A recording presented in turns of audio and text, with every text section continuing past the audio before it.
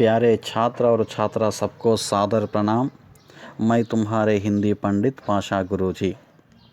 तो देखिएगा, प्रथम पाठ कंप्लीट हुआ है और प्यारे छात्र, मैंने सूचना दिया था कि स्टडी मटेरियल कंप्लीट करने के लिए और नोटबुक में भी लिखने के लिए।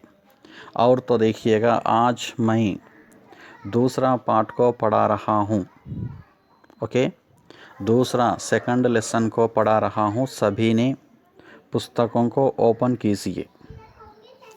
10वीं कक्षा के हिंदी पाठ्य पुस्तक ओपन कीजिए। 10th क्लास द्वितीय भाषा हिंदी पुस्तक को ओपन कीजिए। पन्ना नंबर 4 यानी पृष्ठ संख्या 4 यानी पेजी नंबर 4। ओके, तो देखिएगा, पाठ को पढ़ाने से पहले आज सितंबर 14 तारीख है। आज का दिन एक स्पेशल है। बताओ क्या है? हिंदी दिवस। सितंबर 14 हिंदी दिवस है। इसीलिए मेरे प्यारे प्यारे और मेरे नन्हे नन्हे छात्र और छात्राओं को हिंदी दिवस की शुभकामनाएं। ओके, फिर एक बार मेरे प्यारे छात्र और छात्राओं को हिंदी दिवस की शुभकामनाएं। हिंदी दिवस के बारे में अंत में 5 मिनट भाषण रहता है, सुन लीजिए और प्रेजेंट पाठ को सुनिए। तो देखिएगा, पन्ना नंबर 4 में इकाई 1 में पाठ 2 पाठ्यांश या नहीं तो पाठ्यक्रम का नाम ईदगाह। पाठ का नाम ईदगाह। ईद प्लस गाह। ईद का मानी पंडगा, गाह का मानी गृहमु। ओके, तो देखिएगा, ईदगाह का मानी मातृभाषा तेलुगु में कहेंगे कि पंडुग रोजु मोहम्मदीयुलु नमाज़ु चेयु चोटु। ईदगाह का मानी मातृभाषा तेलुगु में कहेंगे कि पंडुग रोजु मोहम्मदीयुलु नमाज़ु चेयु चोटु। तो देखिएगा, यहाँ एक मुसलमानों की संबंधी त्योहार है। इस त्योहार के बारे में यहाँ कवि प्रेमचंद जी ने एक कहानी के रूप में तुम्हारे सामने रखे हैं। ईदगाह नामक यह पाठ एक कहानी है। इस कहानी पाठ के कहानीकार का नाम प्रेमचंद जी हैं। प्रेमचंद जी हिंदी साहित्य सम्मेलन के अनुसार इनका महत्वपूर्ण योगदान है। वे एक कहानीकार हैं। कहानीकार का मानी कथలని गूर्చి व्रासेवारू। प्रेमचंद जी केवल कहानियों को लिखने वाले एक महान कवि हैं। हिंदी साहित्य में इनको महान स्थान दिया है, प्रेमचंद जी को। तो देखिएगा, प्रेमचंद जी को धनपत राय श्रीवास्तव भी कहा जाता था बाल्यकाल में। याद ध्यान दीजिए, इनका बचपन का नाम धनपत राय श्रीवास्तव था। ओके, और उसके बाद इन्हें प्रेमचंद से हिंदुस्तान में प्रसिद्ध हुए हैं। समझ में आ रहा है प्यारे छात्र और छात्रों? ईदगाह। ईदगाह का मानी मातृभाषा तेलुगु में तुम्हारे पाठ्य पुस्तक में पेंसिल से ऊपर लिख लीजिए। लिखिए कंपलसरी। मैं जिस दिन पाठ को पढ़ा रहा हूँ तब छात्रों के हाथों में पेंसिल पक्का चाहिए। लिखिए, पंडुग रोजु మహమ్మదీయులు నమాజు చేయు చోటు। तो देखिएगा मुसलमानों के प्रधान से दो पर्व होंगे, यानी दो त्योहार हैं मुख्य के, एक रमज़ान और दूसरा बकरीद। तो देखिएगा मुसलमानों के भाइयों ने हर दिन 5 वक्त नमाज मस्जिदों में पढ़ते हैं। नमाज पढ़ना मुसलमानों का प्रधान धर्म यानी कर्तव्य है। तो देखिएगा हर दिन नमाज मस्जिद में पढ़ते हैं, तो रमज़ान नामक त्यौहार और बकरीद नामक त्यौहार के दिन नमाज को ईदगाह में पढ़ी जाती है। ये ईदगाह कहाँ होंगे? तो देखिएगा प्रधान से गांवों के अंत में, यानी गांव के बाहर हो या नहीं तो शहर के बाहर रहता है ईदगाह। तुम देखते हैं तेलकापल्ली में नागर कर्नूल रोड पर जाते हैं तब CLR कॉलेज का रोड रहता है, वहाँ है। और नागर कर्नूल में देखिए श्रीपुर रोड पर रहता है। और अच्चमपेट में देखिए, अच्चमपेट से तेलकापल्ली को हम जब आते हैं, अच्चमपेट नामक शहर के अंत में तेलकापल्ली रोड को लेफ़्ट साइड में रहता है। उसको हमें ईदगाह कहते हैं। उसको क्या कहते हैं? ईदगाह। केवल ईद की नमाज को पढ़ते हैं वहाँ। रमज़ान नामक ईद का नमाज और बकरीद नामक त्यौहार के ईद की नमाज वहाँ पढ़ी जाती है। ओके, उसको हम ईदगाह कहेंगे। ईद का मानी पंडुगा, गाह का मानी गृहमु। तो इसका मानी मातृभाषा तेलुगु में ऐसा कहते हैं कि पंडुग रोज़ु मोहम्मदीलु नमाज़ु चेयु चोटू। चोटू मीन्स प्लेस। ओके, तो देखिएगा यहाँ एक कहानी के रूप में प्रेमचंद जी दिए हैं। एक महान कहानी है। यहाँ कहानी का प्रधान अंश यह है कि एक नन्हा बालक और उसकी दादी जी, उन दोनों के बीच में जो रहने वाला प्रेम को यहाँ दिखाई है। तो देखिएगा इस कहानी में एक छोटा बालक रहता है। उस बालक के माता पिता देहांत होते हैं और उस बालक को लालन पालन यानी देखभाल करने के लिए दादी अम्मा रहती है घर में। वह एक बूढ़ी है। छोटा बालक को किस तरह से लालन और पालन किया है, उस बालक के हृदय में दादी अम्मा को किस तरह से प्रेम करता है यानी प्यार करता है, एक सुंदर कहानी के रूप में तुम्हारे सामने रखे हैं। प्यारे छात्र और छात्रा समझ लीजिए, एक्सलेंट स्टोरी है यह। ओके, अच्छा ठीक है, बताओ ईदगाह का मानी मातृभाषा तेलुगु में क्या कहेंगे? वेरी गुड, पंडुग रोज़ु मोहम्मदीयुलु नमाज़ु चेयु चोटू। तो देखिएगा इस पाठ एक कहानी का है, कहानी पाठ कहेंगे। इस कहानी पाठ के कवि का नाम क्या है? प्रेमचंद जी हैं। तो याद दीजिए प्यारे स्टूडेंट, जब हमें जो बड़ेन के बारे में जानकारी लेते हैं या पढ़ते हैं तब श्री कंपलसरी रखिए, श्री प्रेमचंद जी ज़रूरत नहीं।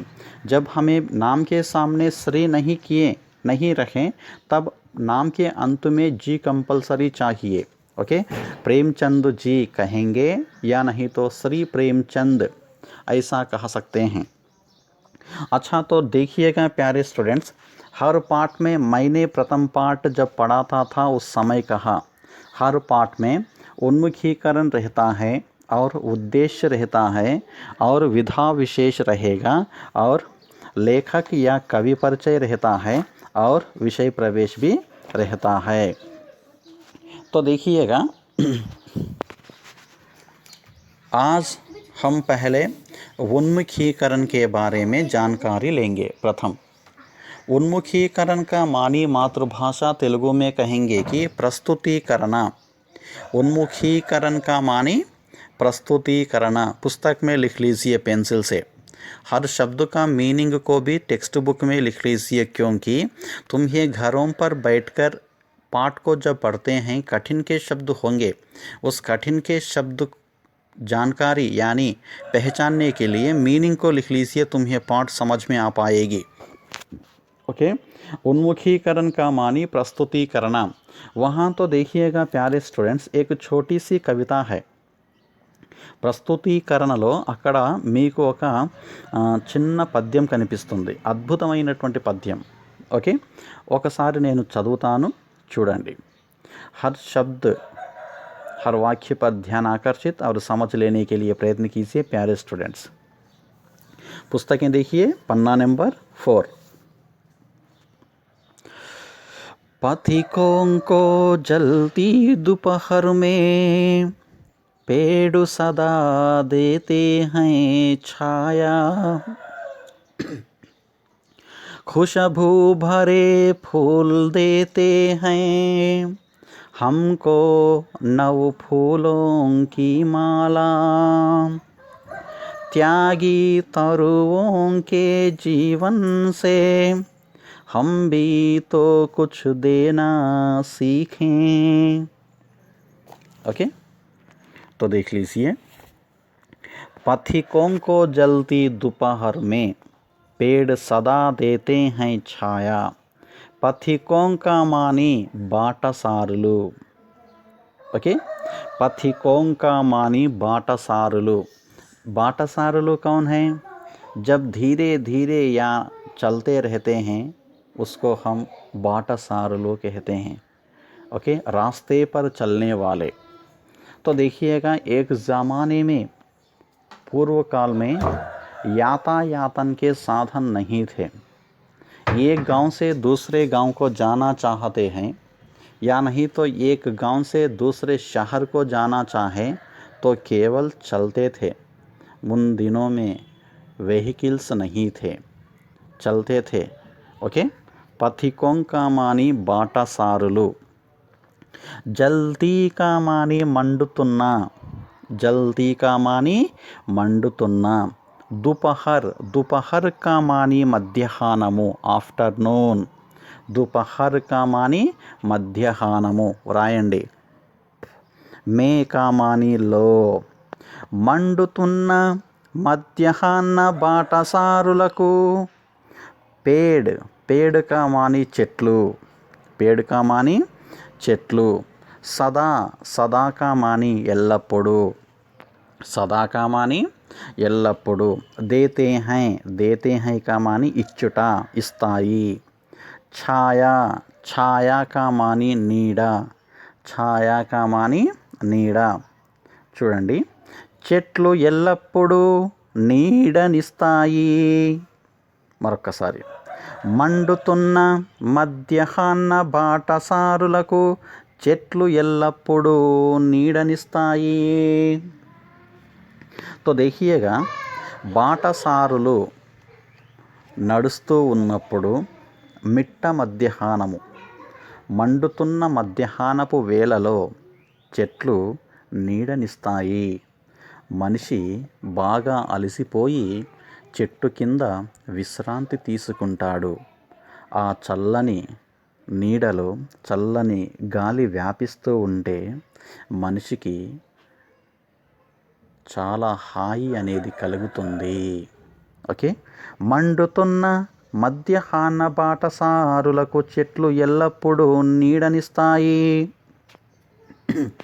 నెక్స్ట్, ఖుషబూ భరే ఫూల్ దేతే హై.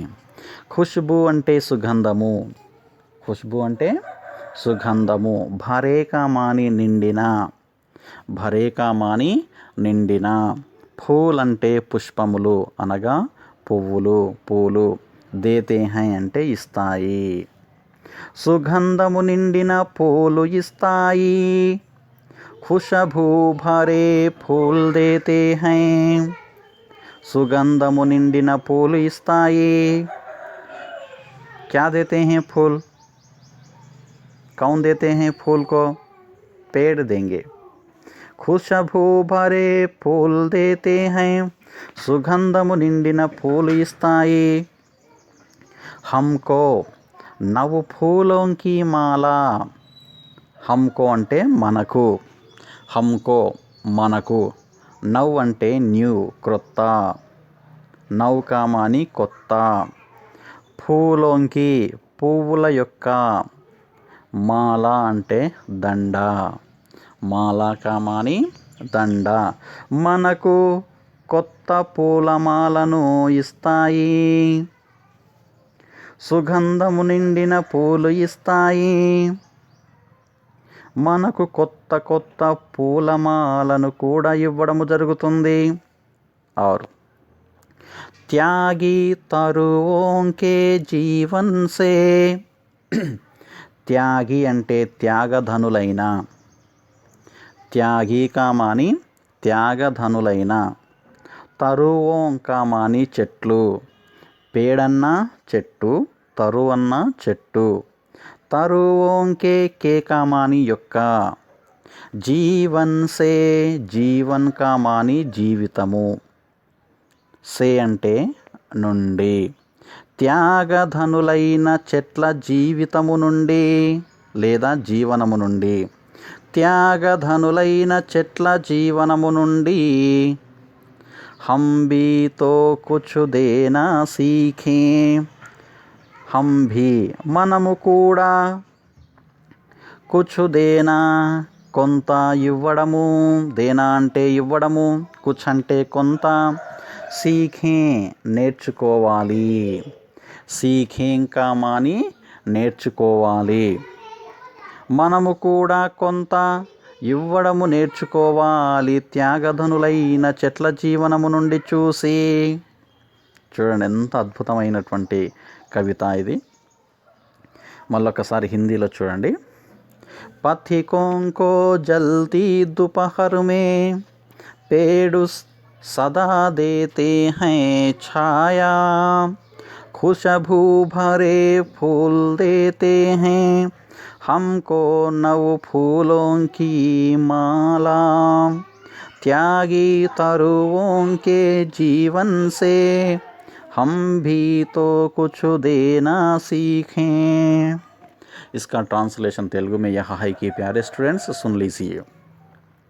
మండుతున్న మధ్యాహ్న బాటసారులకు చెట్లు ఎల్లప్పుడూ నీడనిస్తాయి, సుగంధము నిండిన పూలు ఇస్తాయి, మనకు కొత్త పూలమాలను, త్యాగధనులైన చెట్ల జీవనము నుండి మనము కూడా కొంత ఇవ్వడము నేర్చుకోవాలి.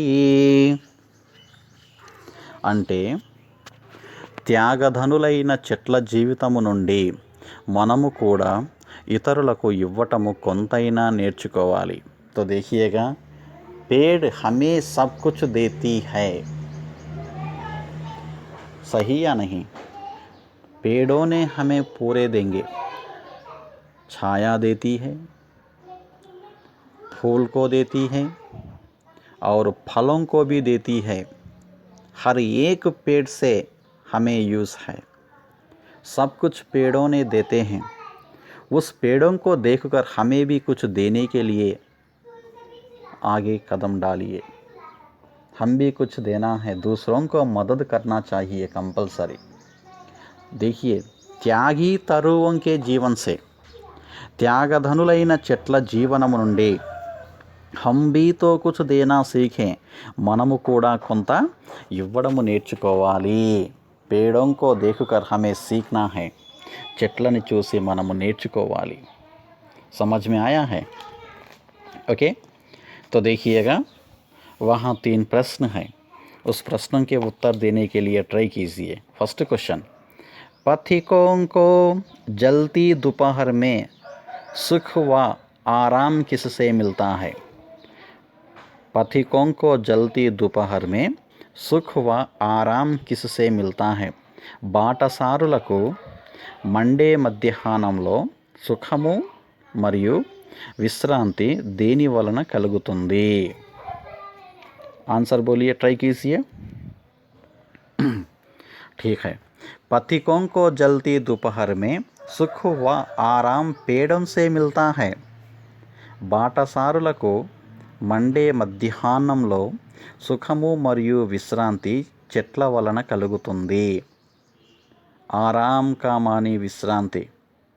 ओके. सेकंड क्वेश्चन, खुशबू भरे फूल हमें क्या देते हैं? खुशबू भरे फूल हमें क्या देते हैं? సువాసన గల పూలు మనకు ఏమి ఇస్తాయి? खुशबू भरे फूल हमें नए फूलों की माला देते हैं. సువాసన గల పూలు మనకు కొత్త పూలమాలను ఇస్తాయి. లాస్ట్ క్వశ్చన్, हम भी तो कुछ देना सीखें, కవి ने ऐसा क्यों कहा होगा? మనము కూడా కొంత ఇవ్వడం నేర్చుకుందాం అని ఈ విధముగా కవి ఎందుకు చెప్పి ఉంటారు? बोलिए आंसर. ठीक है, देखिए एक बार मैं बोल रहा हूँ. प्रकृति में स्थित पेड़ पौधे सब कष्ट सहकर प्राणियों को सुख पहुँचाने में तत्पर रहते हैं. परोपकार भावना से वे सब कुछ देते हैं. हम मानवों को भी उनसे कुछ देना सीखने का संदेश मिलता है. इसीलिए कवि ने ऐसा कहा होगा. ఓకే. అంటే ప్రకృతిలో ఉన్న చెట్లు మొక్కలు అన్ని కష్టములు సహించి ప్రాణులకు సుఖమును కలిగించుటకు సంసిద్ధంగా ఉంటాయి. పరోపకార భావముతోనే అవి సర్వము త్యాగం చేస్తాయి. మన మానవులకు కూడా వాటి నుండి కొంతైనా ఇవ్వటము నేర్చుకునే సందేశం లభిస్తుంది. అందువల్ల కవి ఈ విధంగా చెప్పి ఉంటారు. ఓకే. ఏ హై ఉన్ముఖీకరణ. अब नेक्स्ट देखिएगा उद्देश्य. उद्देश्य का मानी उद्देश्यमु. उद्देश्य का मानी उद्देश्यमु. अच्छा ठीक है, तुम्हारे पाठ्य पुस्तक में जो उद्देश्य है मैं एक बार पढ़ रहा हूँ, देख लीजिए. कहानी विधा से परिचित कराना, छात्रों में कहानी लेखन कला का विकास करना, उनमें त्याग, सद्भाव व विवेक जैसे संवेदनशील कर्तव्य बोध संबंधी गुणों का विकास करना. तो देखिएगा, कहानी विधा से परिचित कराना, कथा विभागपु భాషా శైలితో పరిచయం కలిగించుట, ఛాత్రో మే కహానీ లేఖన్ కళ, విద్యార్థులలో ఉన్నటువంటి కథారచన అనే కళను వికసింపచేయుట, కళాక వికాస్ కర్న అభివృద్ధి చేయుట. ఛాత్రో మే కహానీ లేఖన్ కళాక వికాస్ కర్న, విద్యార్థులలో దాగి ఉన్నటువంటి కథారచన అనే కళను అభివృద్ధిపరచుట. उनमें त्याग, सद्भाव व विवेक जैसे संवेदनशील कर्तव्य बोध संबंधी गुणों का विकास करना. అయితే త్యాగ్ అంటే త్యాగము, సద్భావ్ సద్భావన, మరియు వా అంటే మరియు, వివేక్ వివేకము వంటి, జైసే వంటి అనుభూతులతో కూడిన కర్తవ్యమును మరియు గుణములను వికసింపచేయుట. ఓకే. విద్యార్థులలో దాగి ఉన్నటువంటి సృజనాత్మకమైన కళని అభివృద్ధి పరచుటయే, ముఖ్యముగా విద్యార్థులలో దాగి ఉన్నటువంటి కథారచన అనే కళను అభివృద్ధి చేయుటయే ఈ పాఠము యొక్క ప్రధానమైనటువంటి ఉద్దేశము. అదేవిధముగా విధా విశేష్. విధా విశేష్ అంటే విభాగ విశేషము. విధా విశేష్ కా మాని విభాగ విశేషము. రాయండి. రైట్. कहानी शब्द कह धातु के साथ आनी कृत प्रत्यय जोड़ने से बना है. कह का आशय कहना से है. किसी घटना या बात का सुंदर ढंग से प्रस्तुत किया जाना ही कहानी है. तो देखिएगा प्यारे स्टूडेंट्स, कहानी शब्द, कहानी अंटे कथा, कथा शब्दमु కహ అంటే చెప్పుట, ధాతుకే సాత్ ధాతువుతో లభించు, ఆని కామాని లభించు అను కర్తరి ప్రత్యయము జోడించుటచే ఏర్పడినది. మరొకసారి వినండి. కహాని శబ్ద్ कह धातु के साथ आनी कृत प्रत्यय जोड़ने से बना है. కథ శబ్దము చెప్పుట ధాతువుతో లభించు అను కర్తరి ప్రత్యయము జోడించుటచే ఏర్పడినది. కహ కా ఆశయ कहना से है. కహ అంటే చెప్పుట, చెప్పుట పదము యొక్క ఆశయము తెలుపుటకు సంబంధించినది. కహ ప్లస్ ఆని కహాని. ఓకే, అంటే కథ చెప్పే విధానము అందమైన పద్ధతిలో ఉండవలెను. किसी घटना या बात का सुंदर ढंग से प्रस्तुत किया जाना ही कहानी है. ఏదేని సంఘటన విషయమును సరి అయిన పద్ధతిలో తెలియచెప్పుటయే కథ. కిసీ ఘటన ఏదైనా సంఘటన లేదా బాత్ అంటే విషయము. ఓకే, సరి అయిన సుందర్ ఢంగుసే అందమైన పద్ధతిలో ప్రస్తుతీకరణ చేసే దానినే కహానీ అంటాం. అందముగా సరి అయిన పద్ధతిలో చెప్పే విధానాన్ని మనం కహానీ అని అంటాము. ఓకే, और देखिएगा లేఖక్ పరిచయ్. లేఖక్ పరిచయ్ అంటే లేఖక్ కామాని రచయిత, లేఖక్ కామాని రచయిత, రచయిత యొక్క పరిచయము. तो देखिएगा ईदगाह नामक पाठ के लेखक का नाम प्रेमचंद जी हैं. लेखक मीन्स रचयिता, कविताओं को लिखने वाले कवि हैं. ओके, ध्यान दीजिए, उसको हम कवि कहते हैं. यहाँ कहानीकार हैं, रचयिता लेखक कहेंगे. ओके, तो देखिएगा लेखक परिचय को मैं एक बार पढ़ रहा हूँ, सब पुस्तकें देखिए. प्रेमचंद का जन्म एक गरीब घराने में काशी में 31 जुलाई 1880 को हुआ. इनके असली नाम धनपत राय श्रीवास्तव था. इन्होंने ट्यूशन पढ़ाते हुए मैट्रिक तथा नौकरी करते हुए बीए पास किया. इन्होंने लगभग 1 दर्जन उपन्यास और लगभग 300 कहानियों की रचना की. इन्हें उपन्यास सम्राट भी कहा जाता है. इनकी कहानियाँ मानसरोवर शीर्षक से 8 खंडों में संकलित हैं. गोदान, गबन, सेवा सदन, निर्मला, कर्मभूमि, रंगभूमि, कायाकल्प, प्रतिज्ञा, मंगलसूत्र आदि इनके प्रमुख उपन्यास हैं. इनकी प्रमुख कहानियों में पंचपरमेश्वर, बड़े घर की बेटी, कफन आदि प्रमुख हैं. उनका निधन सन 1936 में हुआ. ओके, तो देखिएगा प्यारे स्टूडेंट्स, प्रेमचंद का जन्म एक गरीब घराने में काशी में 31 जुलाई 1880 को हुआ. శ్రీ ప్రేమ్చంద్ యొక్క జననము, జన్మకామాని జననము 31 జూలై 1880లో కాశీలోని ఒక నిరుపేద కుటుంబంలో జరిగింది. ఓకే, ప్రేమ్చంద్ కా జన్మ, ప్రేమ్చంద్ గారి యొక్క జననము ఒక నిరుపేద కుటుంబంలో, గరీబ్ ఘరానేమే అంటే నిరుపేద కుటుంబంలో జన్మించారు.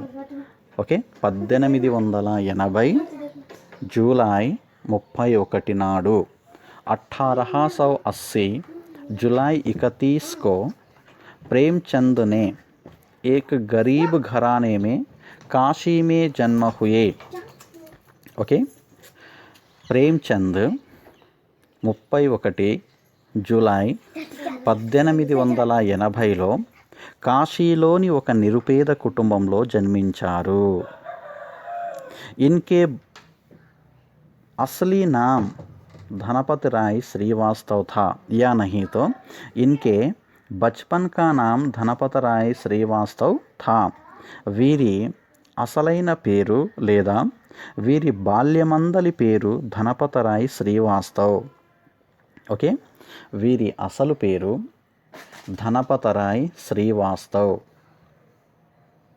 इन्होंने ट्यूशन पढ़ाते हुए मैट्रिक.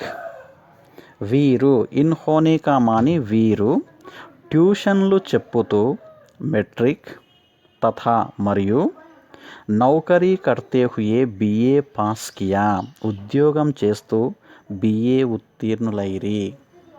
ఓకే, ఎందుకనగా నిరుపేద కుటుంబంలో జన్మించిన ప్రేమ్చంద్ గారు